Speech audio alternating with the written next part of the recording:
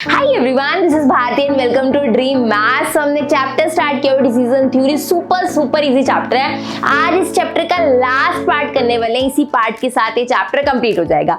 Fifth part में आज हम पढ़ने वाले हैं decision tree. Super easy and interesting. अगर आप स्टेटमेंट्स अच्छे से समझ रहे हो, डिसीजन ट्री बनाना बहुत सिंपल है। नोटबुक पेन पेंसिल ले आओ, साथ साथ हम क्वेश्चंस कर रहे होंगे। आज टोटल 3 क्वेश्चंस करने हैं हमने। इन 3 क्वेश्चंस में हम कुछ ना कुछ डिफरेंट चीजें सीख रहे होंगे। ये 3 क्वेश्चंस करके आप डिसीजन ट्री का कोई भी क्वेश्चन इजीली कर लोगे। तो इसीलिए कह रही हूं मेरे साथ साथ स्टेटमेंट समझना और साथ साथ डिसीजन ट्री बनाना। ये 5th पार्ट है। 1 to 4 पार्ट्स का जो लिंक है डिस्क्रिप्शन में है, आपको इजीली सारे पार्ट्स मिल जाएंगे। आप बहुत इजीली चैप्टर कंप्लीट कर सकते हो। इजी है ये चैप्टर। स्टार्ट करते हैं। सबसे पहला क्वेश्चन, फर्स्ट क्वेश्चन जिसमें हमने डिसीजन ट्री बनाना है। फर्स्ट क्वेश्चन का टाइप क्या है कि आपको सिंपल टेबल दे दिया। ये रहा टेबल, ये एक्ट्स है आपके पास, ये आपके पास स्टेट्स ऑफ नेचर है। सिंपल सी बात, सिंपल टेबल दे दिया है। अब आपको इस टेबल को देख के डिसीजन ट्री बनाना है। तो फर्स्ट टाइप क्या हुई कि आपको टेबल ही दे दिया डायरेक्टली और आपने इसके लिए डिसीजन ट्री बनाना है। आगे टेबल नहीं दिए होंगे, आपको स्टेटमेंट्स दिए होंगे। वर्ड प्रॉब्लम्स होती थी ना जैसे, वैसी चीजें भी दी होंगी। लेकिन फर्स्ट टाइप क्या है कि हमारे पास टेबल और हमें डिसीजन ट्री बनाना है। क्वेश्चन पढ़ते हैं, क्या लिखा है। Draw decision tree for the following पे ऑफ टेबल। इस पे ऑफ टेबल के लिए डिसीजन ट्री बनाओ, ठीक है। And determine the best possible act from it. और इसमें 3 एक्ट्स है, A1, A2, A3। आप डिसीजन ट्री तो बनाओ और इन तीनों एक्ट्स में से हमारे लिए कौन सा बेस्ट डिसीजन रहेगा, कौन सा एक्ट हमें चूज करना चाहिए वो भी बताओ। यहां लिखा है तो डिसीजन ट्री भी बनाएंगे और इसमें से बेस्ट एक्ट भी बताएंगे कौन सा हमारे लिए डिसीजन अच्छा रहेगा। फटाफट से देखते हैं। पहले यही तो अब तक कर रहे थे हम डिसीजन थ्योरी में कि एक्ट बताते थे, इसमें से बेस्ट एक्ट हमारे लिए कौन सा है। तो अब हम टेबल में नहीं, डिसीजन ट्री बना के बताएंगे कि इसमें से बेस्ट एक्ट कौन सा है। डिसीजन ट्री शुरू करें। 2 बातें ध्यान से सुन लो, ये आपके बहुत काम आएंगी। जब भी डिसीजन ट्री बनाते हैं आपको 2 तरह की चीजें दिखेंगी। एक आपको बॉक्स स्क्वायर टाइप और एक आपको सर्कल दिखने वाला है। ये बॉक्स का मतलब है ये डिसीजन के लिए हम यूज करेंगे। कैसे यूज करेंगे कैसे नहीं अभी हम देखेंगे, उसमें दैट इज डिसीजन ट्री बनाएंगे। पर आपको बेसिक पता होना चाहिए कि अगर हम स्क्वायर बना रहे हैं ये डिसीजन को रिप्रेजेंट करेगा डिसीजन ट्री के अंदर। अगर आपको कोई सर्कल दिख रहा है तो ये हमें स्टेट्स ऑफ नेचर के बारे में बताएगा। किसके बारे में बताएगा? States of nature. अभी बनाएंगे हम डिसीजन ट्री, इसका यूज कैसे करना है वो भी सीखेंगे। लेकिन बेसिक चीज, अगर स्क्वायर है तो वो डिसीजन होगा, सर्कल है तो स्टेट्स ऑफ नेचर होगा। फटाफट से स्टार्ट करते हैं डिसीजन ट्री बनाना। ये अब पक्का पता लग गया ना अच्छे से। चलिए फिर स्टार्ट करते हैं। अब हमें जब भी डिसीजन ट्री शुरू करते हैं हमेशा हम शुरू करते हैं दैट इज विद स्क्वायर, क्योंकि हमें डिसीजन लेना होता है। तो हमेशा डिसीजन ट्री को एक स्क्वायर से शुरू किया जाता है। हम उसे डी से डिनोट कर देते हैं। जहां जहां डिसीजन लेना होगा वहां वहां हम स्क्वायर लगाएंगे। डिसीजन क्या लेना है कि फर्स्ट वाला एक्ट चूज करें, सेकंड वाला या थर्ड वाला एक्ट चूज करें। तो यहां से 3 लाइंस निकलेगी कि फर्स्ट एक्ट चूज करें, सेकंड एक्ट चूज करें या फिर थर्ड एक्ट चूज करें। तो सबसे पहले ये देखना ना, इस टेबल का डिसीजन ट्री बनाने का मतलब क्या है कि हम चूज करना चाहते हैं फर्स्ट एक्ट ले, सेकंड या थर्ड। तो डिसीजन के लिए एक बॉक्स बनाया डी।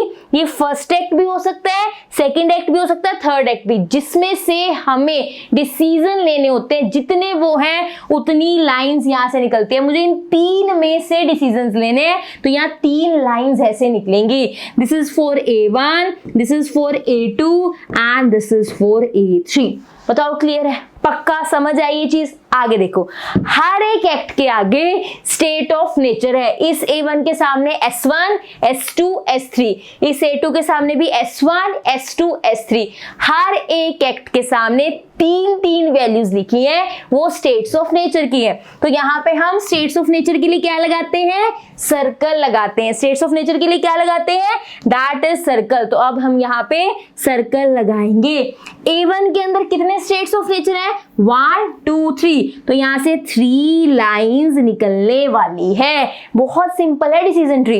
ये बात समझ आई? A1 के सामने कितने स्टेट्स ऑफ नेचर है? 1, 2, 3। तो स्टेट्स ऑफ नेचर के लिए तो सर्कल लगाया। जितने स्टेट्स ऑफ नेचर उतनी लाइंस निकालो। 1, 2 and this one is 3। A2 के सामने कितने हैं 1 2 3, तो स्टेट ऑफ नेचर के लिए सर्कल और यहां से भी ऐसे 3 लाइंस निकलने वाली है। A3 के भी सामने एक स्टेट ऑफ नेचर, ये मतलब सर्कल स्टेट ऑफ नेचर का कितने स्टेट ऑफ नेचर है 1 2 3, तो हम यहाँ पे 1 2 3 3 यहां से लाइंस निकालने वाले हैं। तो पहला बॉक्स डिसीजन का, ये 3 एक्ट्स में से डिसीजन लेने हैं। हर एक एक्ट के सामने 3 स्टेट्स ऑफ नेचर हैं। स्टेट्स ऑफ नेचर के लिए सर्कल लगाया जाता है, तो मैंने यहाँ पे सर्कल लगाया है। फिर उसके आगे 3, जब भी लाइंस निकल रही होती है या तो वो स्क्वायर से निकलेगी या सर्कल से। अगर तो डिसीजन के लिए निकल रही है तो स्क्वायर से निकली, लेकिन अगर स्टेट ऑफ नेचर के लिए निकल रही है तो वो हमेशा सर्कल से निकलेंगी। ये हमारा डिसीजन A1 A2 A3 में से लेना था, तो ये स्क्वायर से निकली है। इनके आगे स्टेट्स ऑफ नेचर है, तो मैंने A1 के बाद सर्कल, A2 के बाद सर्कल, A3 के बाद सर्कल, और जितने स्टेट्स ऑफ नेचर है आगे उतनी लाइंस लगा दी। बताओ ये क्लियर है? पक्का? देख लो। अब पहली लाइन किसके लिए है? S1 के लिए है। हम यहाँ चेंज कर लेते हैं इसको। फर्स्ट वाली किसके लिए है? S1 के लिए, तो मैं यहाँ S1 लिख रही हूँ। सेकेंड वाली S2 के लिए, थर्ड वाली S3 के लिए। आपने बताना है, जैसे आपने इस पे A1 लिखा है तो आपने इन तीनों पे भी लिखना है कि ये S1 है, ये S2 है और ये S3 है। इसके आगे वैल्यूज लिखनी है। A1 के S1 के सामने 29, तो आप यहाँ इसके सामने 29 लिखोगे। S2 के पास क्या है 32, तो आप यहाँ पे 32 लिखोगे। S3 के पास क्या है 30, मैं A1 के सामने लिख रही हूँ, तो आप S3 के सामने 30 लिखोगे। ये भी डिसीजन ट्री का पार्ट है कि आपने S1 S2 S3 के सामने उनकी वैल्यूज भी लिखनी है। फिर A2 में आ जाओ, ये लो A2 में आ गए, इसके स्टेट्स ऑफ नेचर पे आ जाओ। 16 40 42, आपके पास S1 की 16 है, फिर आप 40 लिखो और फिर क्या है दैट इज 42, आपने 42 वैल्यू लिखनी है। नेक्स्ट पे आ जाओ 0 24 48, 0 24 एंड दैट इज 48। आप सबको बताओगे, सब में मतलब बताओगे ये S1 है, ये S2 है, ये S3 है। S1 S2 and this is S3। ये डिसीजन ट्री है। बताओ कहाँ डिफिकल्टी है? आपने हमेशा स्क्वायर से स्टार्ट करना है, इस बॉक्स से स्टार्ट करना है जिसमें से डिसीजन लेने हैं A1 A2 A3। आगे उनके स्टेट्स ऑफ नेचर के लिए सर्कल बनाना है और जितने स्टेट्स ऑफ नेचर है उस सर्कल से उतनी लाइंस बाहर आएंगी। अब स्टेट्स ऑफ नेचर की प्रोबेबिलिटीज भी है, तो जहां आपने S1 लिखा है उसके साथ प्रोबेबिलिटीज भी लिखोगे। आप ये लाइंस थोड़ी बड़ी बनाओगे शीट पे ताकि इस पे प्रॉपरली लिख पाओ।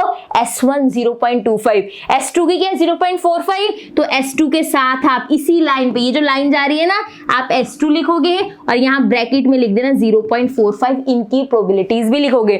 S3 की 0.3, तो जहां S3 है उसके साथ 0.3 भी लिखोगे। ये मैंने क्या बोला अभी देखते हैं। ये रहा कंप्लीट नीट एंड क्लीन पूरी शीट पे। वहां पे स्पेस कम था, मैंने नीचे बनाना आपको बताया ये टेबल देख के, तो सब कुछ सेम है। आपने ऐसे ही करना है। इसको यहाँ स्क्वायर से स्टार्ट किया, A1 A2 A3 3 लाइंस निकली, वहां से स्टेट्स ऑफ नेचर निकल रहे हैं, 3 स्टेट्स ऑफ नेचर निकले, उसके बाहर यहाँ वैल्यूज लिखी है 29 32, S1 के साथ उसकी प्रोबेबिलिटीज लिखी है, S3 के साथ उसकी प्रोबेबिलिटीज। ऐसे यहाँ पर ये यहाँ पे देखो, ये A1 का स्टेट ऑफ नेचर है, A2 का स्टेट ऑफ नेचर है, A3 का स्टेट ऑफ नेचर है। ये सर्कल्स की भी नेमिंग हम दे सकते हैं जो हमने स्टेट्स ऑफ नेचर के लिए लगाया है कि first circle, second circle, third circle, बस इस सर्कल्स की भी हम नेमिंग दे सकते हैं। This is all about the decision tree.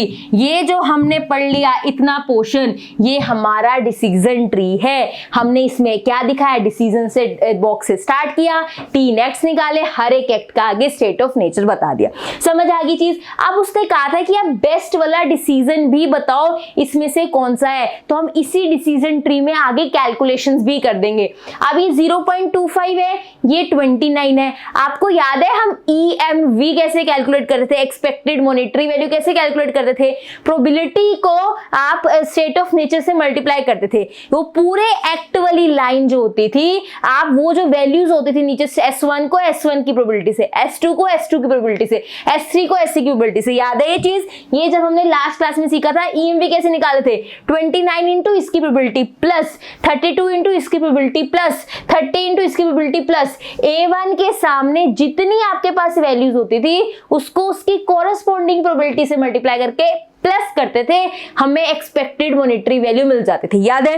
लेकिन यहाँ हम टेबल बना के काम नहीं कर रहे, इसी वाले डिसीजन ट्री से हमें काम करना है, ऐसे ही करने वाले हैं। ये रहा मेरा एक्ट A1 के स्टेट्स ऑफ नेचर ये रहे, जिसकी कैलकुलेशन कैसी होगी 0.25 into 29, 0.45 into 32, 0.3 into that is 30। ये सारी कैलकुलेशन यहाँ की हुई है, इनके आंसर है उसको प्लस करना है, दैट इज 30.6। तो अगर आपके पास डिसीजन ट्री आता है ऐसे टेबल फॉर्म में, आपको क्वेश्चन दिया हुआ है, आपको डिसीजन ट्री बनाना है, तो पहले आप ऐसे डिसीजन ट्री बनाओगे और डिसीजन बताने के लिए कि बेस्ट वाला एक्ट कौन सा है यही कैलकुलेशन करोगे।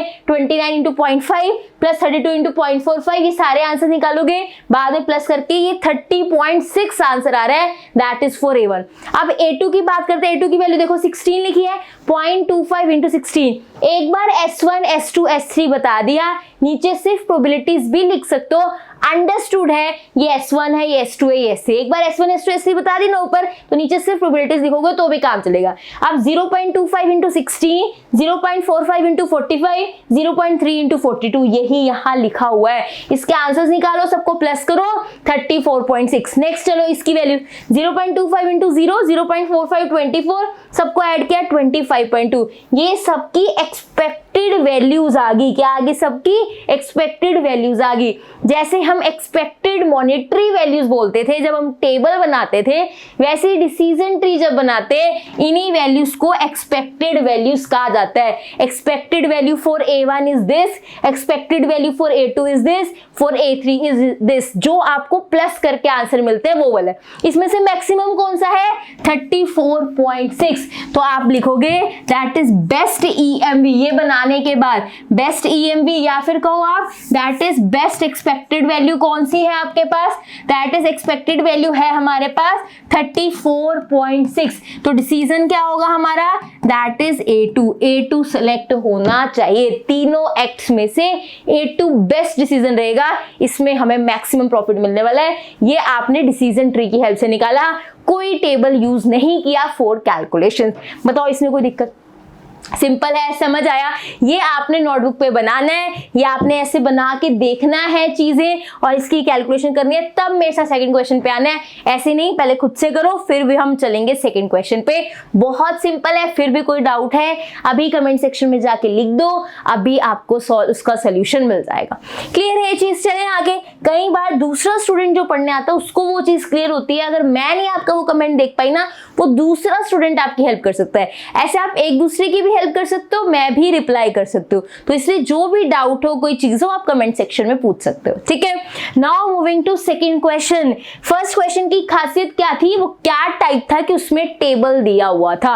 अब ये वर्ड प्रॉब्लम टाइप है, इसकी बात हमें समझनी है, डिसीजन ट्री बनाना है, कैलकुलेशन करनी है। जब इतनी सारी चीजें दी होती है, इतनी बड़ी स्टेटमेंट दी होती है, मोस्ट ऑफ द टाइम वो बहुत ईजी क्वेश्चन होता है, क्योंकि वो सब कुछ ऑलरेडी एक्सप्लेन कर चुके हैं इसमें, बस हमें पढ़ना और काम करना है। दिक्कत नहीं आती है ऐसे क्वेश्चन में, ध्यान से पढ़ना। A company is currently working with a process which after paying for materials, labour etcetera. एक कंपनी एक प्रोसेस पे काम कर रही है, ठीक है। मतलब कोई अगर चीज हम कंपनी में बना रहे हैं, किसी प्रोसेस के थ्रू बना रहे हैं कि ऐसे ऐसे करके हम ये चीज बना लेते हैं, एक प्रोसेस के थ्रू काम कर रही है वो कंपनी, ठीक है। उसमें देखो क्या कह रहा है, कहते हैं जब कंपनी काम करती है उसके बाद वो मटेरियल का निकालने के बाद, लेबर का निकालने के बाद उसको प्रॉफिट होता है कितना, 12,000 का। तो अगर एक प्रोसेस के साथ काम कर रही है, एक उसने पकड़ा हुआ कि इसी तरीके से हमने काम करना है, वो एक तरीके से काम कर रही है, उसके बाद लेबर का खर्चा सारी चीजें निकालने के बाद उसको 12,000 का प्रॉफिट हो रहा है। The company has the following alternatives. Company के पास कुछ ऑल्टरनेटिव्स है, कुछ और वेज भी है। सबसे पहला क्या है, ध्यान से देखना। The company can conduct the research which is expected to cost 10,000। Research का मतलब आप जिस प्रोसेस, जिस तरीके से अभी काम कर रही है वो ठीक है, लेकिन हो सकता है वो कुछ एक्सपेरिमेंट करके दूसरा तरीका अपनाना चाहती है, फिर वो दूसरे तरीके से काम करना चाहती है। तो company can conduct the research, किसी और तरीके से भी काम कर सकते हैं, एक एक्सपेरिमेंट की तरह है। हो सकता है जो हमारा नया वे है काम करने का सक्सेसफुल हो भी सकता है, नहीं भी हो सकता, इसलिए इसलिए वो नए वे को वो रिसर्च बोलता है कि the company can conduct research, कि कोई नए वे से भी काम कर सकती है, which is expected to cost 10,000। जो वो नया वे है जिसका मुझे नहीं पता उससे काम अच्छा होगा नहीं होगा, उस पे कॉस्ट कितनी आ रही है, that is 10,000 and having 90% of probability of success. और जो वो नया वे है उसमें सक्सेस मिलने की प्रोबेबिलिटी कितनी है, 90% है। इफ सक्सेसफुल, अगर सक्सेसफुल हो जाते हैं तो ग्रोस इनकम विल बी 26,000। अगर ये उसका एक्सपेरिमेंट, उसका ये नया वे सक्सेसफुल हो जाता है, मतलब हमें जो काम चाहिए वो मिल जाता है इस नए वाले वे से, तो हमें ग्रोस जो है दैट इज इनकम होगी 26,000। ग्रोस इनकम का मतलब इसमें सब कुछ इंक्लूडेड है, हमारी खुद की कॉस्टिंग भी इंक्लूडेड है। हमें 26,000 की दैट इज ग्रोस इनकम होगी। अभी हमने अपनी कॉस्टिंग नहीं निकाली है, 26,000 की ग्रोस इनकम है, मेरे कितने लगे थे 10,000, इसका मतलब प्रॉफिट कितने का हुआ है, दैट इज 16,000। ग्रोस इनकम का मतलब कि अभी मैंने कॉस्टिंग बाहर निकाली ही नहीं, 26,000 मैंने कमाए, अरे मैंने अपना खर्चा बाहर निकालना है तभी तो प्रॉफिट बता पाऊंगी कितना है, तो मैंने टोटल 26,000 कमाए। अब उसके बाद कॉस्टिंग बाहर निकालूंगी तभी प्रॉफिट आएगा। तो ग्रोस इनकम होता है इन टोटल मैंने 26,000 कमाए, उसमें से 10,000 कॉस्टिंग बाहर निकालती हूँ, मतलब एक्चुअली मुझे प्रॉफिट कितने का हुआ है, दैट इज 16,000 का। प्रॉफिट कितने का हुआ है, 16,000 का। तो मैंने फर्स्ट स्टेटमेंट पढ़ी, उसमें ग्रोस इनकम कॉस्टिंग दी हुई थी, मैंने पेंसिल से साइड में लिख लिया दैट प्रॉफिट इज 16,000। बात समझ आ रही है ना? तो प्रॉफिट नहीं डायरेक्ट दिया होता, कॉस्टिंग ग्रोस इनकम दी हुई थी। तो आप अपने शीट पे क्या करोगे, ऐसे लिखोगे फर्स्ट पार्ट में प्रॉफिट कितना हुआ 16,000, क्योंकि डायरेक्टली हमें देखने से पता लग गया। सेकंड क्या अल्टरनेटिव है उनके पास, the company can conduct the research R2। ठीक है, फर्स्ट वे उसने एक्सपेरिमेंट किया, उसके सक्सेस होने के कितने चांसेस है, ये सारी चीजें बता दी। सेकंड चीज क्या है कि कोई और वे भी वो ट्राई कर सकता है, दूसरा एक्सपेरिमेंट भी कर सकता है। इज एक्सपेक्टेड टू कॉस्ट 6,000, उसमें 6,000 का खर्चा आने वाला है। Having a probability of 60% of success, इसमें 60% सक्सेस के चांसेस हैं। अगर ये सक्सेसफुल हो जाता है तो ग्रोस इनकम कितनी की होगी 24,000। तो प्रॉफिट कितना हुआ, मेरा खर्चा 6,000, ग्रोस इनकम 24,000, प्रॉफिट कितना होगा 18,000। This 24,000 minus 6,000 18,000। ग्रोस इनकम कभी प्रॉफिट नहीं होती, ग्रोस इनकम टोटल होता है जो हमें बाद में मिला। प्रॉफिट वो होते हैं जब हम अपनी कॉस्टिंग निकाल के बताते हैं। तो 24,000 माइनस 6,000, कॉस्टिंग कितनी हुई सेकंड में, मुझे प्रॉफिट कितने का हुआ, दैट इज 18,000। आगे चलते हैं, थर्ड क्या ऑप्शन है, the company can pay 5,000 as royalty of a new process.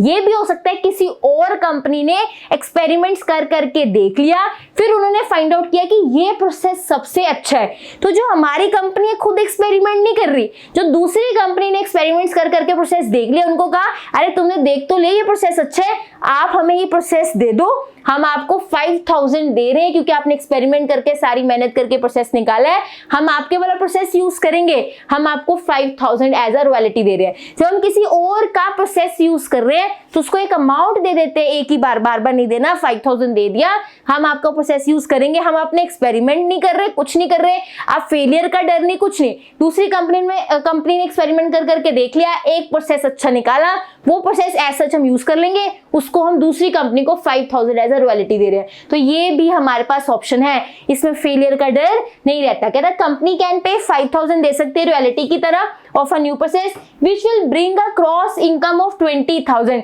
इससे ग्रॉस इनकम 20,000 की होगी, मेरे कितने लगे 5,000, ग्रॉस इनकम 20,000, मतलब प्रॉफिट कितने का होगा 15,000। सही पकड़ा। बात समझ आई ना कि क्या है, मेरे पास 5,000 मैंने रॉयल्टी में दे दिया और 20,000 gross income as a total income हो रही है। तो प्रॉफिट कितना होगा जब हम कॉस्टिंग निकालते हैं, 20,000 माइनस दैट इज 5,000, 15,000 प्रॉफिट होगा अगर मैं रॉयल्टी की बात करती हूँ। इसमें सक्सेस फेलियर वाला कोई डर नहीं है। फोर्थ पे आते हैं, द कंपनी में कंटिन्यू द करंट प्रोसेस, की कंपनी कुछ ना R1 R2 रॉयल्टी कुछ ना करे और जिस प्रोसेस से काम करे वही प्रोसेस कर ले, मतलब उसको 12,000 का दैट इज प्रॉफिट हो रहा है, क्योंकि उसने कहा था ना स्टार्टिंग में कि जिस प्रोसेस से हम काम कर रहे हैं वो 12,000 का प्रॉफिट हो रहा है हमें, तो फोर्थ में हम ये लिखेंगे द कंपनी में कंटिन्यू द करेंट प्रोसेस। ठीक है, कर सकते हो, तो उसमें प्रॉफिट कितने का होगा 12,000। हमने first second third fourth part में अपने प्रॉफिट्स निकाल के रख लिए कि किसमें कितना प्रॉफिट होने वाला है। ये बात हमें समझ आ गई। ये पेंसिल से हम यहाँ पे अपनी शीट पे लिख लेंगे कि स्टेटमेंट पढ़ते पढ़ते हमने ये चीजें पहले ही फाइंड आउट कर ली। आगे देखो, because of the limited resources only one of the two types of research can be carried out at a time. अगर आप रिसर्च करना चाहते हो, कहते हैं हमारे पास लिमिटेड रिसोर्सेज है, हम R1 R2 में से दोनों रिसर्चेज एक साथ नहीं कर सकते, हम कोई एक रिसर्च ही कर सकते हैं। ड्रॉ द डिसीजन ट्री बनाओ and find the optimal decision of the company. Decision tree बनाओ और बताओ कंपनी के लिए फर्स्ट सेकंड थर्ड फोर्थ में से कौन सा डिसीजन सबसे बढ़िया रहने वाला है। उसको रॉयल्टी वाला काम करना चाहिए, अपना प्रोसेस कैरी आउट आगे करना चाहिए फॉरवर्ड, उसको दैट इज R1 R2 करना चाहिए, हमें उसको एक डिसीजन बताना है। स्टेटमेंट क्लियर है। उसने साफ बोला है कि अगर आप रिसर्च करना चाहते हो तो आप एक टाइम पे एक ही रिसर्च कर सकते हो। मतलब कहने का है कि इन चार ऑप्शंस में से कोई एक ऑप्शन ऑप्ट करना है। लेकिन अगर आप रिसर्च का सोच रहे हो, दोनों फर्स्ट सेकंड ऑप्शन का सोच रहे हो, तो इसमें से भी सिर्फ एक रिसर्च कर सकते हो। बहुत सिंपल सी बात है, जब भी हम डिसीजन लेते हैं हम एक ही एक्ट चूज करते हैं, एक से ये नहीं कि A1 भी कर लो A2 भी चूज करो, नहीं। तो इसने यहाँ बोल दिया ठीक है इन चारों में से आप कोई एक तो बताना ही है, लेकिन अगर आप रिसर्च करने की सोच रहे हो तो एक साथ दो रिसर्च भी नहीं कर सकते, आप एक टाइम पर एक ही रिसर्च कर सकते हो। ये यहाँ पर लिखा हुआ है। आप क्वेश्चन स्टार्ट करें। डिसीजन ट्री बहुत बहुत सिंपल है, ध्यान से समझो।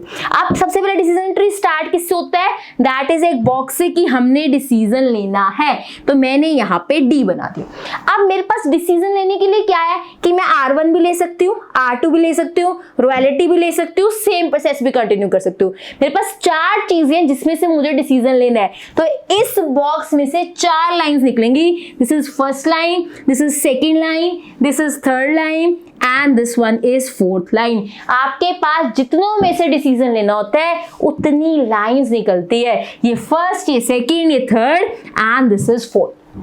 क्लियर है। फर्स्ट वाले की बात करते हैं। फर्स्ट डिसीजन हमारा हो सकता है कि हम R1 रिसर्च लें। पहले हम फर्स्ट वाले को फिल करते हैं, ध्यान से देखना।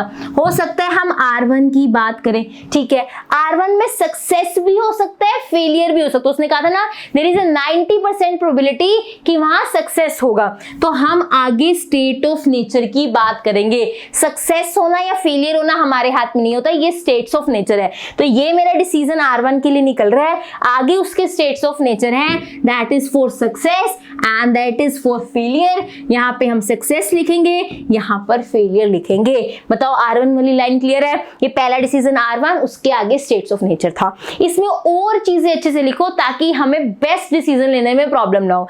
R1 में कितनी कॉस्टिंग आ रही थी हमारी, दैट इज 10,000, तो आप यहां ब्रैकेट में लिखोगे दैट इज कॉस्ट हमारी कितनी थी 10,000। आप ब्रैकेट में ये चीज लिख दो। अब आगे सक्सेस की कितनी प्रोबेबिलिटी, 90%। 90% की बात करें मतलब 90/100 की बात हो रही है, मतलब 0.9। तो अगर आपको 90% प्रोबेबिलिटी दे रखा है, इसका मतलब इसकी प्रोबेबिलिटी हम कितनी लिखेंगे 0.9। 90% है, 90/100 करा वो 0.9 बनेगा। तो हम 90% नहीं लिखते, हम सक्सेस की क्या लिखेंगे 0.9। अगर 0.9 आपके पास सक्सेस की है तो फेलियर की कितनी होगी 0.1। टोटल प्रोबेबिलिटी 1 होती है। अगर 0.9 सक्सेस वाला ले गया तो बचा हुआ 0.1 फेलियर वाला लेगा। तो सक्सेस की प्रोबेबिलिटी 0.9, फेलियर की प्रोबेबिलिटी कितनी है, दैट इज 0.1। बात समझ आई।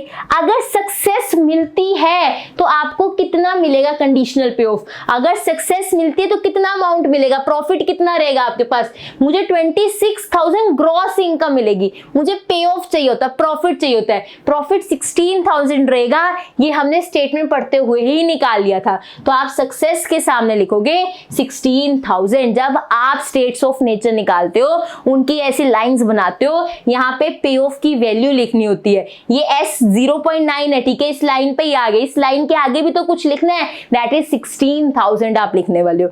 अब यहाँ पे फेलियर, अगर फेलियर होता है तो क्या होगा आपके पास, ये आपके 10,000 वेस्ट हो जाएंगे। अगर आपका कोई एक्सपेरिमेंट फेल हो गया तो आपने जो खुद के 10,000 लगाए वो फेल हो जाएंगे, तो आप यहाँ पे लिखोगे -10,000, वो 10,000 आपके वेस्ट हो जाएंगे, आपका लॉस हो जाएगा। तो अगर आपको सक्सेस मिली तो आपको 16,000 का प्रॉफिट होने वाला है, लेकिन अगर आप फेल हुए तो आपके -10,000 हो जाएंगे। ये जो कॉस्टिंग में 10,000 लगाए ये आपके वेस्ट हो जाएंगे, इसलिए यहाँ पे -10,000। ठीक है, आगे देखो सेकंड डिसीजन क्या है कि आप R2 कंडक्ट कर लो।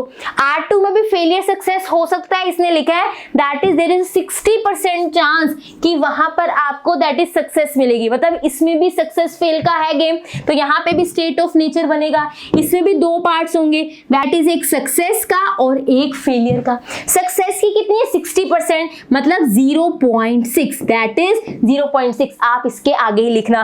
फेलियर की कितनी रहेगी, दैट इज बची हुई 0.4। अगर सक्सेस की 0.6 है, फेलियर की कितनी होगी 0.4। जहां आप एस लिखोगे उसकी ब्रैकेट में ही 0.6 लिखना, उसी के आगे।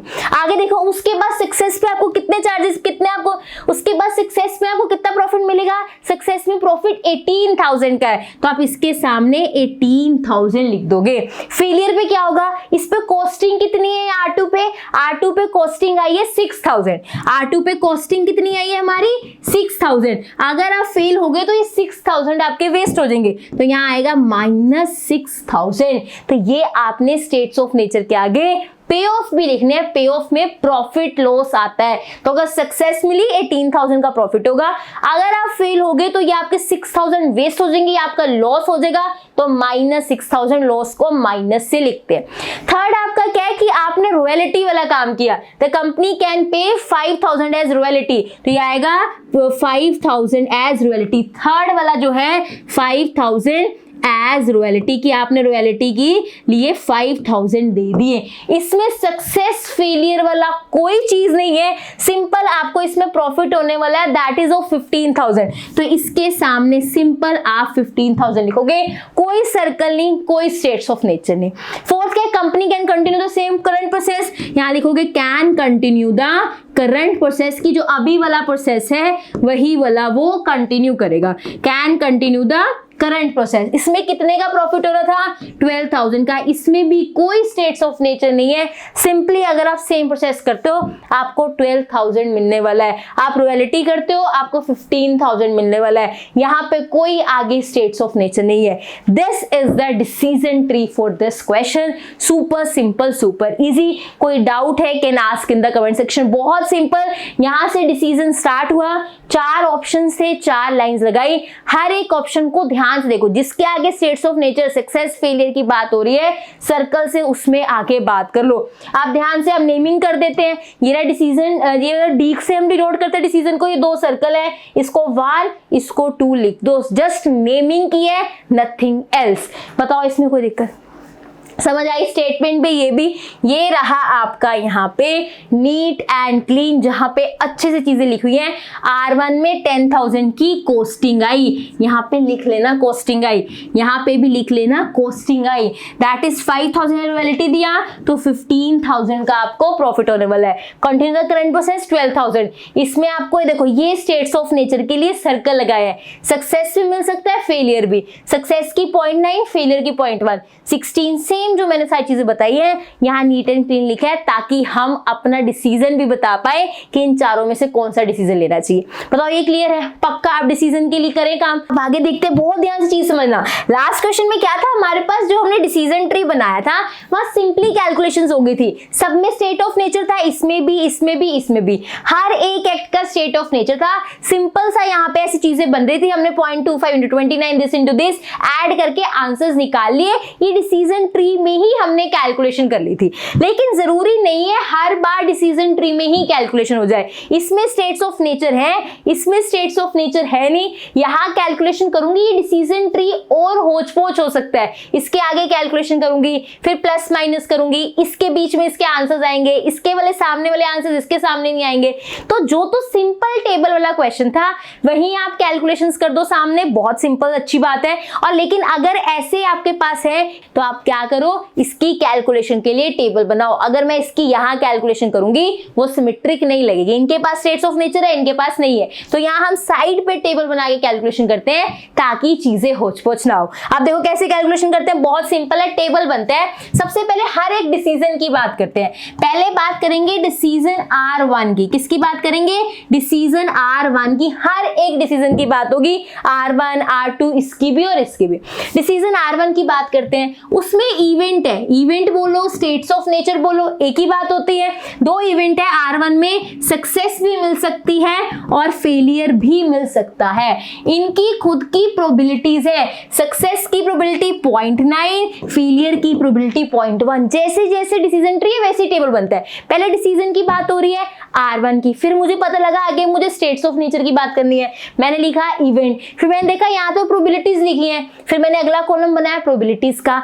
अब यहाँ बनाएंगे कंडीशनल पे ऑफ कि आपको लॉस या फिर प्रॉफिट कितना हो रहा है। यहाँ हमने लिखा है इसमें 16,000 का मुझे प्रॉफिट हो रहा है और यहाँ पे 10,000 का क्या होगा, दैट विल बी लॉस होगा। ये हमारे R1 की बात हो रही है, ठीक है। अब इसमें हम एक्सपेक्टेड वैल्यूज निकालेंगे, ये कंडीशनल पे ऑफ यहाँ लिख लेते हैं, ठीक है। अब हम निकालेंगे एक्सपेक्टेड वैल्यूज, ठीक है। एक्सपेक्टेड वैल्यूज कैसे निकालेंगे, बहुत सिंपल है, 0.9 इंटू 16,000। 0.9 का मतलब 90% की बात हो रही है। 90% मतलब 100% में से 10% कम। एक तो आप सिंपल कैलकुलेशन कर सकते हो, 0.9 इंटू 16,000 खुद से मल्टीप्लाई करके आंसर निकाल लो, या फिर स्मार्टली काम करना है, कैलकुलेशन का बता रही हूँ। 90% ऑफ 16,000 मतलब 100 में से 10% कम। 10% का मतलब क्या है, 16,000 है ना, एक जीरो काट दो, 10% मतलब 1600। अगर मैं 16,000 में से ये 10% 1600 माइनस कर दूं, ये 19% रह जाएगा, सॉरी 90% रह जाएगा। 16,000 माइनस 1600 दैट वुड बी 14,400। आप सिंपल ऐसे कैलकुलेशन भी कर सकते हो, जल्दी होती है। जीरो अगर नहीं समझ आप ध्यान समझना, 0.1 इंटू 10,000 सिंपल कैलकुलेट कर लो, या फिर मुझे 10% चाहिए, 0.9 का मतलब 90%, 0.1 का मतलब 10%, 10% चाहिए 10,000 का। 10% का मतलब क्या होता है, सिंपल एक जीरो कट कर दो, मतलब यहाँ पे बचा माइनस, दैट इज 1000 बचेगा। क्या बचेगा, 10,000 का आपने एक जीरो हटा दी, ये 1000 बचेगी। आंसर कितने आया यहाँ पे मेरे पास, 14,400 माइनस 1000 दैट इज 13,400। ये मेरे पास वैल्यू बची, R1 की एक्सपेक्टेड वैल्यू आई। मेरी बात समझ आई? मैंने 0.9 इंटू 16,000 किया। आपको पता है 0.9 का मतलब 90% होता है, 16,000 का 90% निकालना है, मतलब 100 में 10% काटना है। ये 100% तो यही है, 10% काटने का मतलब 1600 काट दो। 16,000 माइनस 1600, 14,000 दैट इज 400 माइनस 1000, 13,400। अगले डिसीजन की बात करते हैं। नेक्स्ट डिसीजन क्या है, दैट इज R2। ये R1 के लिए हमने E एक्सपेक्टेड वैल्यू निकाल ली 13,400। प्रोबेबिलिटीज को उसकी कंडीशनल वैल्यू से मल्टीप्लाई किया, उनको ऐड किया, ये माइनस था तो ये माइनस होगा, आंसर इज 13,400। अब डिसीजन R2 की बात करते हैं। R2 की बात करते हैं, इसमें भी दो इवेंट है, दैट इज सक्सेस मिल सकती है या फिर फेलियर मिल सकता है, ठीक है। सक्सेस की प्रोबेबिलिटी कितनी है उसमें, 0.6, फेलियर की प्रोबेबिलिटी कितनी है, दैट इज 0.4 आ जाएगी वैल्यू। क्लियर है? आगे कंडीशनल पे ऑफ 18,000 माइनस 6,000, ये रहा 18,000 एंड माइनस 6,000। अब एक्सपेक्टेड वैल्यूज निकलेंगी, 18,000 इंटू 0.6 मतलब 18,000 का 60%, 50% 18,000 का कितना होगा, हाफ, 9,000। मुझे 10% और चाहिए, 50% तो 9,000 है, मुझे 60% चाहिए, 10% और चाहिए। 10% का मतलब मुझे 1800 और चाहिए होंगे, तो 9,000 प्लस 1800 दैट इज 10,800। अब 0.4, 40% ऑफ 6,000, 6,000 का 50% कितना होगा, 3,000। मुझे 10% और कम चाहिए, 3,000 माइनस दैट इज 600 कर दूंगी, कितना आ जाएगा, 24 2400, ऐसे भी आप कैलकुलेशंस कर सकते हो। 6000 इंटू 0.4 मतलब इसका 40%, इसका 50% 3000 होगा। मुझे 10% और कम करना है, 10% इसका 600 है, 600 और 3000 में से माइनस कर दो, दैट इज 2400। आप सिंपली भी मल्टीप्लाई कर सकते हो 0.4 इंटू 6000। आपको कैलकुलेटर्स अगर अलाउड है तो आप ये कैलकुलेशंस ऐसे कर सकते हो। कॉलेज में सिंपल कैलकुलेटर्स अलाउड होते हैं, तो आप सिंपल 0.4 इंटू 6000 करोगे, आपको आंसर मिल जाएगा। फटाफट से कैलकुलेट करते हैं। 10800 माइनस 2400, तो 10000 में से ये भी बहुत सिंपल है। 10800 में से 2000 गए तो दैट विल बी 8800, 400 और जा रहे हैं तो 8400 इसका आंसर आएगा। दिस इज फॉर R2, ये R2 के लिए एक्सपेक्टेड वैल्यू है। थर्ड वाला डिसीजन क्या है? 5000 एज रॉयल्टी, तो हम यहाँ लिखेंगे 5000 एज रॉयल्टी। ये डिसीजन की बात हो रही है, first decision, second decision, third decision. 5000 as royalty. अब इसमें क्या सक्सेस फेल वाला है? नहीं, यहाँ पे हमें सर्टेन है, हमें पता है आगे सक्सेस ही मिलने वाली है। यहाँ पे आगे कोई स्टेट ऑफ नेचर नहीं है, सर्टेन फिक्स है, हमें पक्का पता है, इसलिए यहाँ पे हम क्या लिखेंगे इवेंट में? सर्टेन। अगर हमें सक्सेस फेलियर में डाउट हो, प्रोबेबिलिटीज दी हो तो लिखते सक्सेस फेलियर। यहाँ पे सर्टेन है, हमें पता है आगे पक्का प्रॉफिट ही होगा, तो इवेंट में सर्टेन लिखेंगे। इसकी प्रोबेबिलिटी क्या है? 1। पक्का पता है ना आगे हमें प्रॉफिट ही होने वाला है, आगे जो होने वाला है उसके बारे में पक्का पता है हमें, तो प्रोबेबिलिटी क्या रहेगी? 1। इसमें कंडीशनल पे ऑफ कितना रहेगा? 15000, तो यहाँ पे लिख देते हैं 15000। इसकी expected value 15000 into 1 that will be 15000। यहाँ आपकी फिक्स थी ना 1, जिसके बारे में पक्का पता होता है उसकी प्रोबेबिलिटी 1 होती है, तो 15000 इंटू 1 15000। ऐसे ही फोर्थ डिसीजन में that is continue the same process. क्या है फोर्थ डिसीजन? कि कंटिन्यू करते हैं हम किसको? दैट इज सेम प्रोसेस को। तो इसमें आप सेम लिखोगे, इसमें भी सर्टेन है, आप पूरा लिखोगे यहाँ सर्टेन है। इसकी प्रोबेबिलिटी भी कितनी है? 1। इसमें कितना था? 12000। 1 इंटू 12000 वैल्यू कितनी आएगी? 12000। ये आपके पास 4 एक्सपेक्टेड वैल्यूज आ गई। इसी से पता लगता है हमने डिसीजन क्या लेना है। This is the first expected value, this is the second one, ये थर्ड, ये फोर्थ। बताओ सबसे ज्यादा किस में आई है? सबसे ज्यादा कौन सी वैल्यू है? 15000।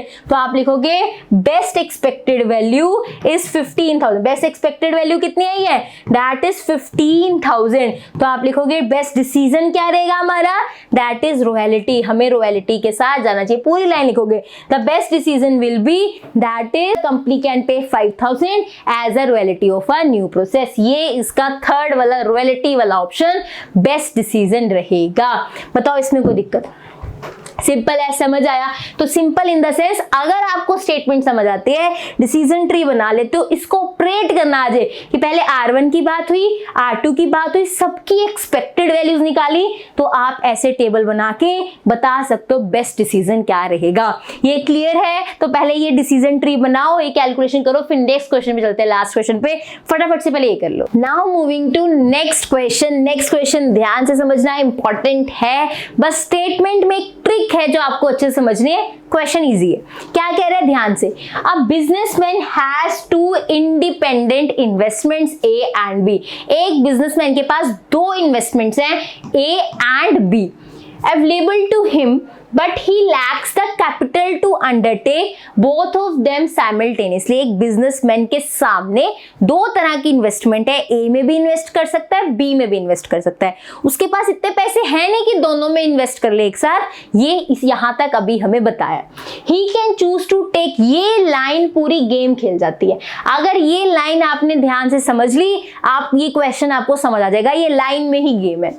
He can choose to take A first and then stop. उसके पास देखो एक साथ वो 2 इन्वेस्टमेंट कर नहीं सकता, या तो वो A में पैसा डालेगा या फिर वो B में इन्वेस्ट करेगा, राइट? कहते हैं मान लो he can choose to take A first, कि मान लो उसने A ले लिया एंड देन स्टॉप, और उसके बाद रुक जाए। उसने A इन्वेस्टमेंट ले ली, ठीक है, A इन्वेस्टमेंट उसने चूज करी। मान लो अभी मैं बनवाऊंगी डिसीजन ट्री, एक रफली आइडिया दे रही हूँ। उसके पास 2 ऑप्शन है, A एंड B ले ले, ठीक है। मान लो उसने पहले A ले लिया, A लेने के बाद वो स्टॉप कर दे, बस मतलब A ले लिया। अब इसमें आगे चांस है, देखो उसने A ले लिया, आगे चांस है उसमें सक्सेस भी मिल सकती है, उस इन्वेस्टमेंट में उसको फेलियर भी मिल सकता है। मैंने डिसीजन लेना है या ए इन्वेस्टमेंट लूं या बी इन्वेस्टमेंट लूं। मान लो मैंने क्या किया, दैट इज मैंने ए इन्वेस्टमेंट चूज कर ली, ठीक है।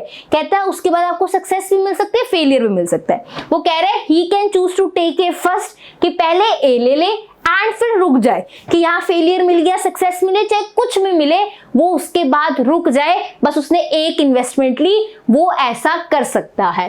और क्या कर सकता है, और क्या चॉइस है उसके पास, कि अगर ए सक्सेसफुल हो गया तो वो बी ले ले, मतलब उसने ए ली ना, यहाँ पे सक्सेस मिले या फेलियर मिले वो रुक सकता है वहां पे। या फिर वो क्या कर सकते हैं कि अगर ए वाले में उसको सक्सेस मिली है ना, दोबारा से उसके पास ऑप्शन है कि वो बी वाली ले ले, या फिर स्टॉप होने का तो उसके पास था ही कि उसने क्या कहा था, ए इन्वेस्टमेंट ले ले, रुक जाए। या फिर ऑप्शन क्या है कि सक्सेस अगर मिल गई तो उसकी मर्जी है कि वो बी वाली इन्वेस्टमेंट लेना चाहता है या स्टॉप करना चाहता है, उसको अपनी मर्जी, अपना डिसीजन लेना है, इसलिए यहां स्क्वायर आया है। मैं अभी प्रॉपर नीट एंड क्लीन आपको डिसीजन ट्री बनाना बताऊंगी, एक रफ आइडिया इस स्टेटमेंट से दे रही हूं क्योंकि इस लाइन में ही गेम है। ये नहीं समझ आता कि यहाँ पे डिसीजन ट्री डिसीजन वाला बॉक्स दोबारा क्यों बनाया, तो इसलिए मैं ध्यान से आराम से आपको चीजें बता रही हूँ, समझ लो। क्या लिखा है, he can choose to take A first and then stop, कि ए ले लिया अब स्टॉप हो जाए, चाहे सक्सेस मिले चाहे फेलियर मिले, अब रुक जाओ, फेलियर के बाद भी रुक जाओ, सक्सेस के बाद भी रुक जाओ। या फिर वो क्या कर सकता है, और उसके पास ऑप्शन है, अगर ए सक्सेसफुल है तो वो बी ले ले, कि अगर ए के बाद सक्सेस मिली है तो वो बी ले सकता है। तो सक्सेस मिलने के बाद उसके पास दो ऑप्शन है ना, स्टॉप वाला ऑप्शन तो वो पहले दे चुका है कि ए लेने के बाद रुक जाओ, या फिर उसने कहा और तुम बी भी ले सकते हो। तो ये जब हमारा ए वाला सक्सेसफुल हो गया, उसके पास डिसीजन लेना बनता है कि अब वो बी लेना चाहता है या स्टॉप होना चाहता है। फेलियर के बाद तो उसको स्टॉप ही होना पड़ेगा, पहले उसके पास पैसे नहीं है इतने, अब पहली इन्वेस्टमेंट ही वो फेल हो गया, तो इसके बाद तो स्टॉप होने का ही ऑप्शन है। लेकिन जब सक्सेस मिल जाती है, इस लाइन में लिखा है he can choose to take A first और स्टॉप हो जाए, या फिर वो क्या करे, बी ले ले, तो इसके बाद भी स्टॉप हो सकता है, इसके बाद भी स्टॉप हो सकता है। लेकिन सक्सेस के बाद उसने एक और ऑप्शन दिया कि आप बी भी ले सकते हो। और वाइस वर्सा का मतलब, जैसे ए के साथ गेम खेला है आप बी के साथ भी खेल सकते हो, कि पहले बी चूज कर लो, ठीक है, इसमें आपको सक्सेस भी मिल सकती है, इसमें आपको फेलियर भी मिल सकता है, ठीक है। अब आप रुक जाओ, या फिर है ना, एक बार इन्वेस्टमेंट कर दी उसके बाद रुक जाओ, नहीं, अगर सक्सेस मिल जाती है तो फिर से आपके पास ऑप्शन आता है, आपने पहले बी लिया था ना, अब आप ए में भी इन्वेस्ट कर लो, या फिर आप क्या करो, यहाँ पे स्टॉप हो जाओ। जब आपको फेलियर मिलता है फिर तो स्टॉप होना ही है, लेकिन सक्सेस मिलने के बाद आपके पास दोनों ऑप्शन है, उसने कहा स्टॉप भी हो सकते हो, या फिर आप दूसरी इन्वेस्टमेंट जो आपने पहले करी थी बी, आप दूसरी इन्वेस्टमेंट ए भी कर सकते हो। अभी मैं पूरा इसका डिसीजन ट्री बनवाऊंगी, ये लाइन ध्यान से देखो, he can choose to take A first, A पहले चूज कर सकता है या फिर उसके बाद रुक सकता है। अगर एक इन्वेस्टमेंट के बाद वो रुकना नहीं चाहता, उसको सक्सेस मिल जाती है तो वो बी भी ले सकता है। अब सक्सेस मिलने के बाद जरूरी नहीं है बी लेना है, वो बी ले सकता है क्योंकि उसने पहले स्टॉप का भी ऑप्शन दे दिया, एक इन्वेस्टमेंट के बाद रुक जाओ, चाहे सक्सेस मिले या फेलियर रुक जाओ। कहता है अगर सक्सेस मिले फिर रुक तो सकते ही हो, लेकिन अगर सक्सेस मिल गई एक और ऑप्शन देता हूँ कि दूसरी इन्वेस्टमेंट ले लो। तो इसलिए सक्सेस वाले के बाद डिसीजन है कि आप ऐसे दूसरी इन्वेस्टमेंट करना चाहते हो या स्टॉप होना चाहते हो।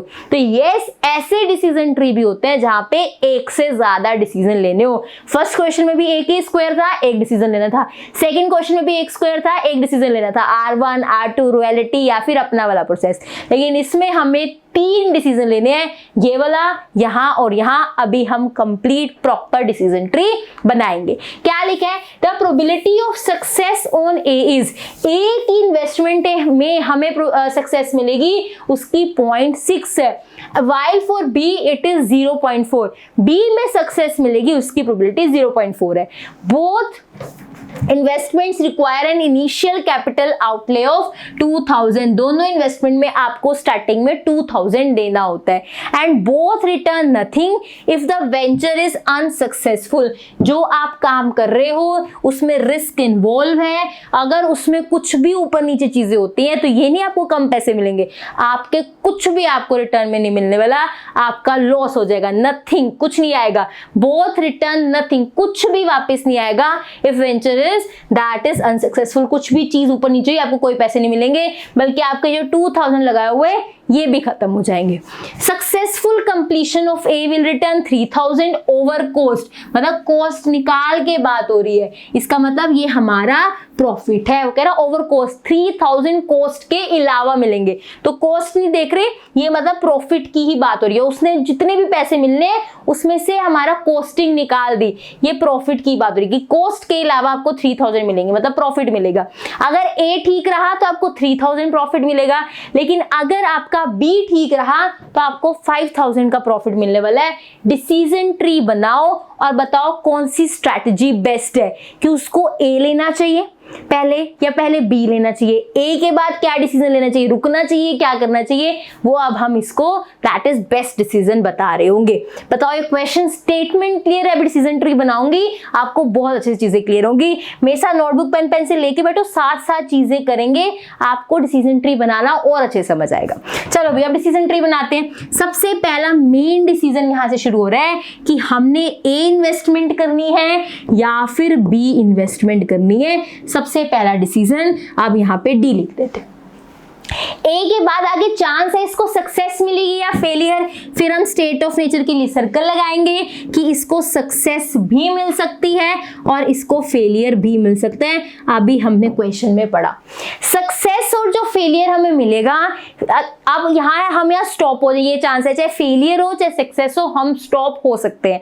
लेकिन सक्सेस के बाद अगर हमें सक्सेस मिल जाती है तो हमारे पास एक डिसीजन आता है, हम स्टॉप भी हो सकते हैं और बी भी ले सकते हैं। हम स्टॉप भी हो सकते हैं या फिर हम बी दूसरी इन्वेस्टमेंट भी ले सकते हैं। उसने कहा था ए के बाद तो स्टॉप हो जाओ, अगर आपको होना है ए इन्वेस्टमेंट का स्टॉप हो जाओ, लेकिन सक्सेस अगर मिल जाती है ना तो आप स्टॉप तो हो ही सकते हो, पर एक ऑप्शन और दे रहा हूं कि आप दूसरी इन्वेस्टमेंट ले सकते हो। तो ए की सक्सेस के बाद आपको डिसीजन लेना है कि आपने स्टॉप होना है या आपने बी लेना है। अगर आप बी लेते हो फिर उसमें भी तो चांस होगा कि आपको आगे सक्सेस मिलती है या फेलियर, क्योंकि ये एक इन्वेस्टमेंट है ना, इन्वेस्टमेंट में सक्सेस भी हो सकता है फेलियर भी हो सकता है। तो इस बी के बाद भी स्टेट ऑफ नेचर बनेगा कि आपको आगे सक्सेस मिलती है या फिर फेलियर मिलता है। ये आपका एक ब्रांच बन गई।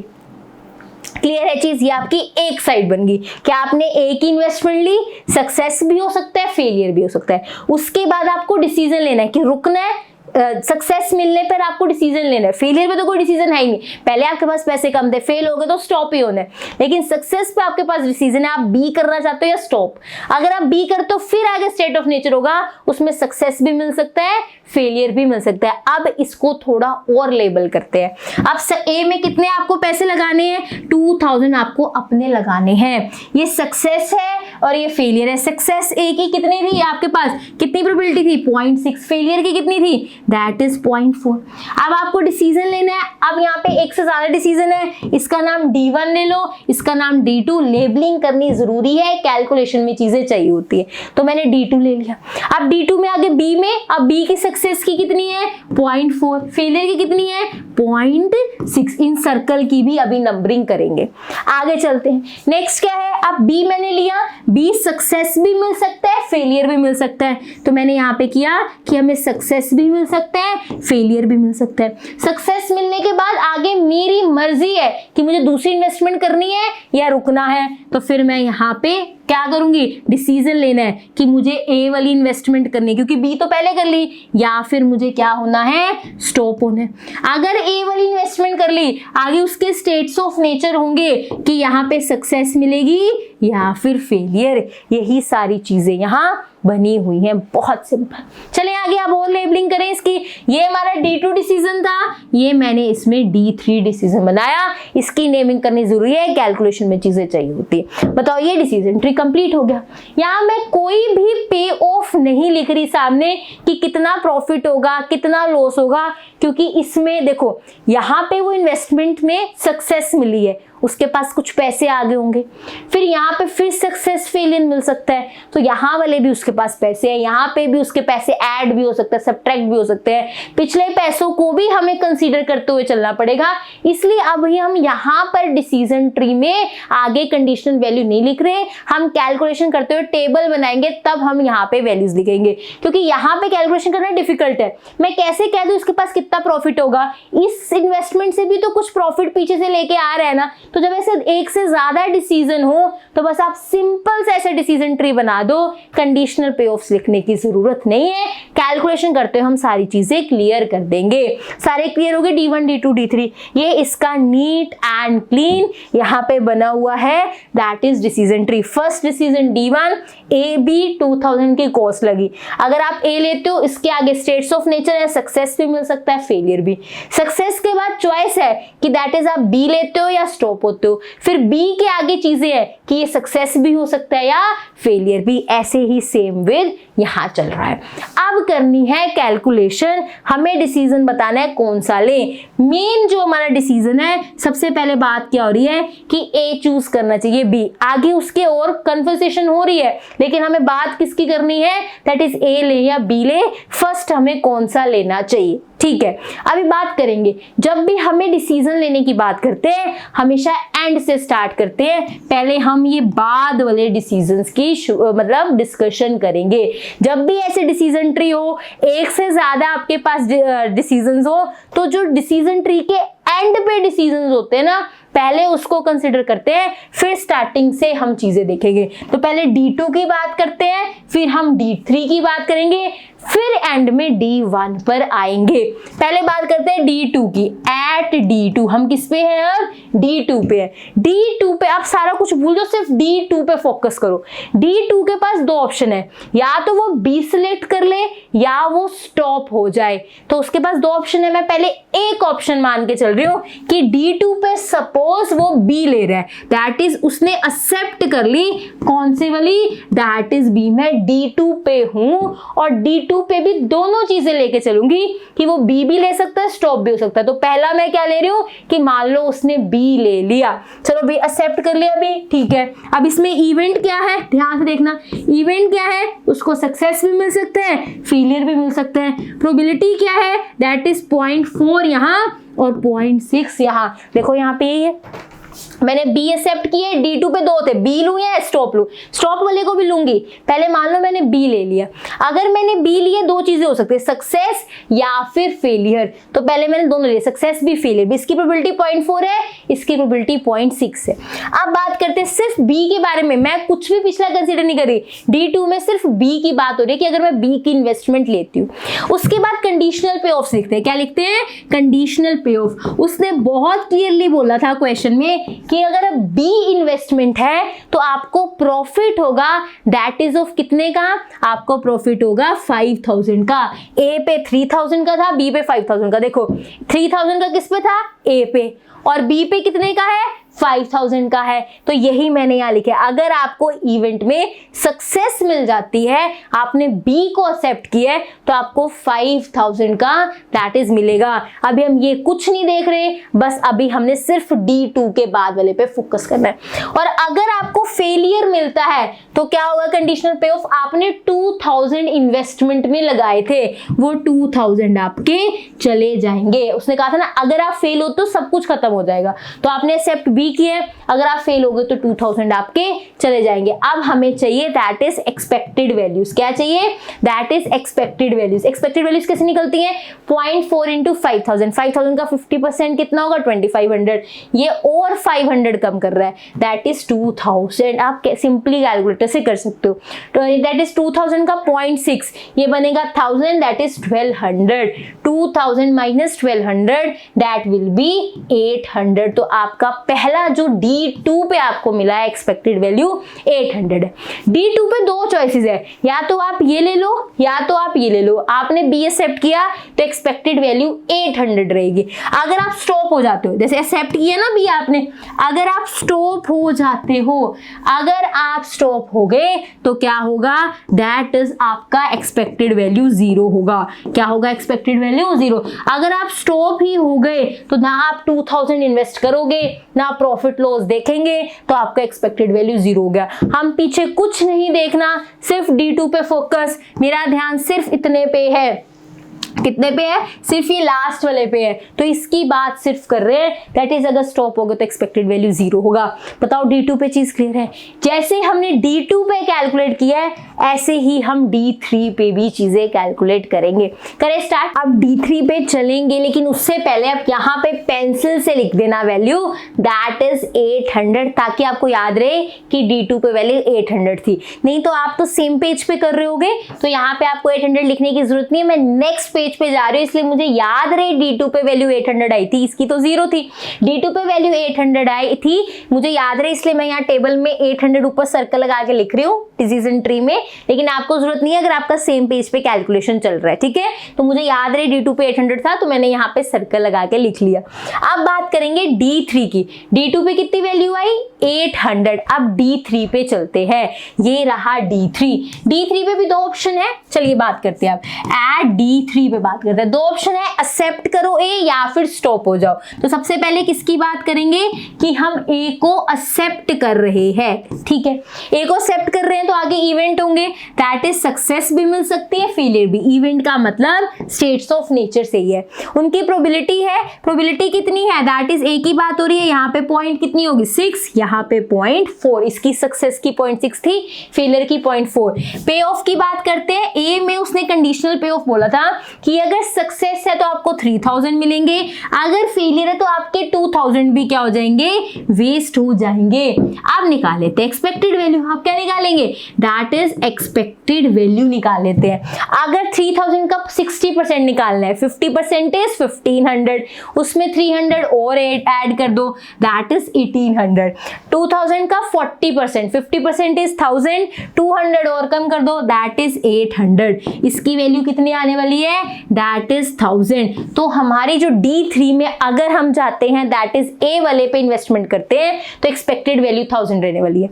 सेकंड ऑप्शन क्या है, स्टॉप हो जाना। सेकंड ऑप्शन क्या है, दैट इज स्टॉप हो जाओ। अगर स्टॉप ही हो गए तो एक्सपेक्टेड वैल्यू 0 रहने वाली है। क्यों, जब स्टॉप हो गए ना, मैंने कुछ इन्वेस्ट किया कि मुझे लॉस हो, मैं स्टॉप रुक गई, तो मेरी एक्सपेक्टेड वैल्यू इस D3 पे क्या होने वाली है, 0। अगर मैं स्टॉप वाले पे जाती हूँ तो इस D3 की बात करें तो मेरी एक्सपेक्टेड वैल्यू 1000 रहने वाली है। इस पे तो स्टॉप ही 0 ही होगी, तो कुछ नहीं, इसके कारण कितनी रही 1000। तो हम यहाँ पे क्या लिख रहे हैं, दैट इज 1000। तो D2 पे 800 रही, D3 पे 1000। जब एक से ज्यादा डिसीजन हो, एंड वाले डिसीजन से पहले एक्सपेक्टेड वैल्यूज निकालते हैं।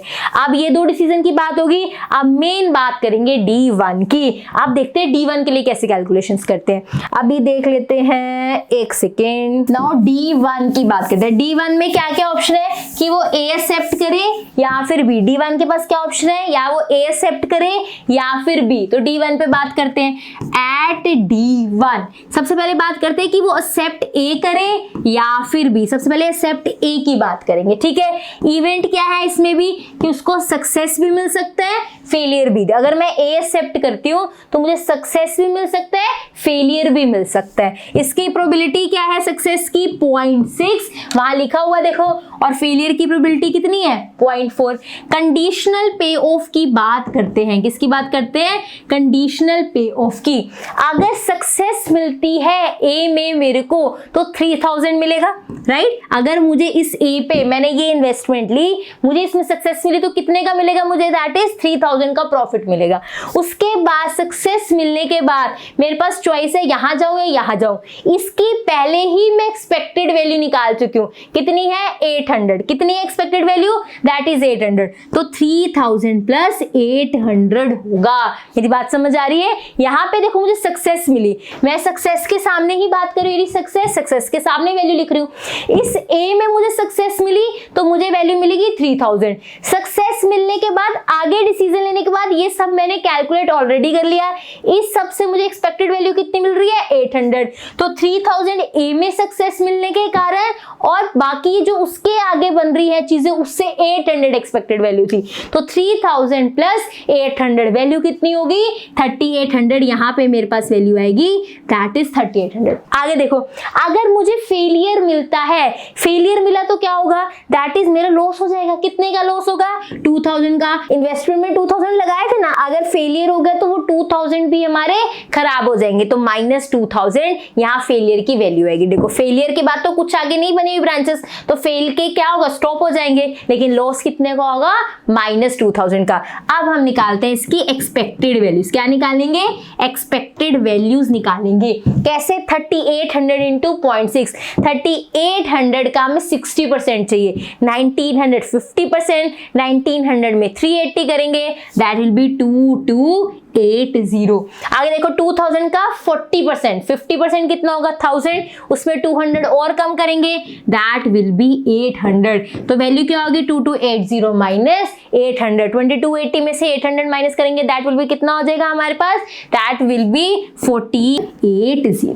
क्लियर होगी चीज। आगे चलते हैं। ये एक्सेप्ट ए हुआ तो ये हमारी एक्सपेक्टेड वैल्यू है। अगर बी एक्सेप्ट हुआ तो देख लेते हैं, दैट इज एक्सेप्ट बी। अगर हमने एक्सेप्ट करा बी तो क्या होगा, इवेंट क्या है हमारे पास, दैट इज सक्सेस भी मिल सकती है फेलियर भी। प्रोबेबिलिटी क्या है सक्सेस की 0.4, प्रोबेबिलिटी फेलियर की कितनी है 0.6। यहाँ पे ऑफ कितने हैं, अगर हमें बी में सक्सेस मिली, अगर बी में सक्सेस मिली तो 5000 मिलने हैं, ठीक है। लेकिन सक्सेस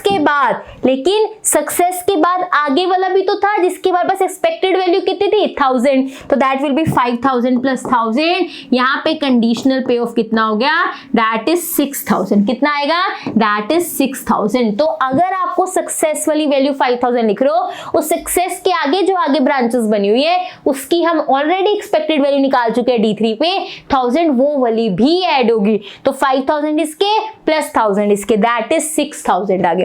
अगर फेल हो जाते तो हमारे 2000 वेस्ट हो जाएंगे, -2000। अब एक्सपेक्टेड वैल्यू निकाल लेते हैं। एक्सपेक्टेड वैल्यू कैसे निकलेगी, बहुत सिंपल है। 6000 का दैट इज 40%, 3000 उसका 50% है, 3000 में से भी 600 माइनस कर दो 2400। ये देखो 2000 का 60%, यहाँ पे 50% 1000 होगा, मुझे 10% और चाहिए। 10% मतलब एक जीरो काट दो, 200 और चाहिए, तो दैट विल भी कितना हो जाएगा 1200 माइनस 1200। तो इसका एक्सपेक्टेड वैल्यू कितना आ गया 1200। तो मेरे को यही बताना था कि ए से स्टार्ट करना चाहिए या बी से स्टार्ट करना चाहिए। एक की एक्सपेक्टेड वैल्यू 1480 आई है, एक की 1200 आई है, तो किससे स्टार्ट करना चाहिए, जिसकी एक्सपेक्टेड वैल्यू ज्यादा है, दैट इज 1480। ये एक्सपेक्टेड वैल्यू ज्यादा है, मतलब मुझे सबसे पहले ए से स्टार्ट करना चाहिए। तो आप लिखोगे expected value is 1480, best expected value 1480, therefore we should start with first investing in A. ये इसका डिसीजन रहेगा। Super easy simple but statement ध्यान से समझना और डिसीजन ट्री पे काम अच्छे से करना कि पहले हर जो बाद वाले डिसीजंस हैं उनकी एक्सपेक्टेड वैल्यूज निकाल लो, फिर पहले वाले में उनकी ऐड हो जाती है, बहुत सिंपली क्वेश्चन हो जाता है। तो इसके अकॉर्डिंग हमें किस में पहले इन्वेस्ट करना चाहिए, ए में फर्स्ट इन्वेस्ट करना चाहिए। तो यहाँ पे हम लिखोगे the final decision is, that is क्या था, दैट इज हमें किस में पहले करना चाहिए, he should invest in A firstly, आप लिख देना लास्ट में। This is all about this question. बहुत सिंपल, आप बहुत इजीली कर सकते हो अगर स्टेटमेंट को अच्छे से पढ़ लिया। और इसकी जो मेन चीज थी, ये वाली लाइन को अच्छे से समझना था कि आपने कैसे काम करना है, कि यहाँ पे दो डिसीजन है। सक्सेस मिलने के बाद आपने डिसीजन लेना है कि आपने अगली इन्वेस्टमेंट लेनी है, स्टॉप होना है, क्योंकि उसने बोला था कि आप एक इन्वेस्टमेंट के बाद स्टॉप हो सकते हो। तो चाहे सक्सेस मिले या फेलियर, आप स्टॉप हो सकते हो, या फिर आप सक्सेस के बाद दूसरी इन्वेस्टमेंट ले सकते हो। तो सक्सेस के बाद दो ऑप्शन हो जाते हैं, स्टॉप वाला उसने पहले कह दिया और दूसरा इन्वेस्टमेंट वाला वो बाद में कह रहे हैं। वाइस वर्सा का मतलब जैसे ए के साथ की है वैसे बी के साथ की, पहले बी ले लो, सक्सेस मिले तो फिर ए ले लेना, बहुत सिंपल है। एक और चीज आपको क्लियर करनी है, D2 के ऊपर 2 एक्सपेक्टेड वैल्यूज आई थी। अगर सक्सेस मिलती है तो 800, अगर स्टॉप हो रहे थे तो 0 थी एक्सपेक्टेड वैल्यू। याद है आपको कि जब हम D2 पे कैलकुलेट कर रहे थे एट D2, अगर फर्स्ट पॉइंट क्या था कि अगर हमने एक्सेप्ट कर ली B को तो एक्सपेक्टेड वैल्यू 800 थी, तो अगर स्टॉप हो जाए तो एक्सपेक्टेड वैल्यू 0 थी, पर मैंने D2 पे 800 ही लिख दी। क्यों? क्योंकि जब डिसीजन लेते हैं तो हाईएस्ट वाली वैल्यू कंसीडर करते हैं।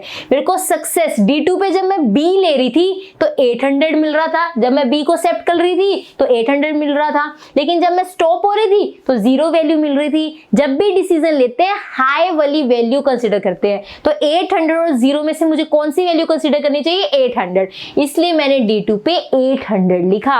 D3 पे भी 2 वैल्यूज थी, एक इधर जा रही थी एक इधर। स्टॉप पे मुझे कितनी मिल रही थी? दैट इज 0, और उस पे कितनी मिल रही थी? 1000, तो मैंने बड़ी वाली वैल्यू लेनी होती है। एक ब्रांच पे 1000 वैल्यू है और एक ब्रांच पे दैट इज 0 वैल्यू है, तो मैं इसकी एक्सपेक्टेड वैल्यू 1000, एक्सपेक्टेड वैल्यू हमेशा हाईएस्ट वैल्यू उठाते हैं। तभी तो जब हमने D1 पे डिसीजन देखा, हमने इसकी भी एक्सपेक्टेड वैल्यू उठाई, इसकी भी। कौन सी कंसीडर करते हैं? ज्यादा वाली। तभी हमने डिसीजन लिया कि हमें ए में इन्वेस्ट करना चाहिए पहले। क्लियर है चीज? इसी के साथ आज की क्लास कंप्लीट होती है। यही decision that is theory chapter, decision tree कह रही थी, डिसीजन ट्री टॉपिक भी कंप्लीट होता है, डिसीजन थ्योरी चैप्टर भी यही कंप्लीट होता है। सुपर इजी चैप्टर था ये। डिसीजन ट्री भी सिंपल टॉपिक है, लेकिन पेशेंस चाहिए, थोड़ी अंडरस्टैंडिंग, स्टेटमेंट का एक भी वर्ड आपसे छूटना नहीं चाहिए, तब डिसीजन ट्री आपका प्रॉपर बन जाएगा। आई hope you like this video. I hope आपको आप चैप्टर भी अच्छे से समझ आ गया है। इस चैप्टर की पूरी PDF दैट इज पार्ट 1 से लेके ये पार्ट 5 तक कंप्लीट PDF जो है आपको टेलीग्राम चैनल पे एक साथ मिल जाएगी। मैंने कहा था जब चैप्टर कंप्लीट होगा तब PDF मिलेगी, तो ये PDF मिल जाएगी, बट जो मैंने खुद क्लास में ड्रॉ किया है ये आपको PDF में नहीं मिलेगा, ये आपको खुद बनाना है। रिटन फॉर्म, क्वेश्चन, ये सारी चीजें मिल जाएंगी। पिछली क्लासेस में जो थ्योरी वाली चीजें की हैं वो सारी चीजें भी आपको दैट इज PDF में मिल जाएगी। I hope you like this class. If you like this class, do like, share, comment and subscribe to my channel which is Dream Maths. Thank you so much for watching.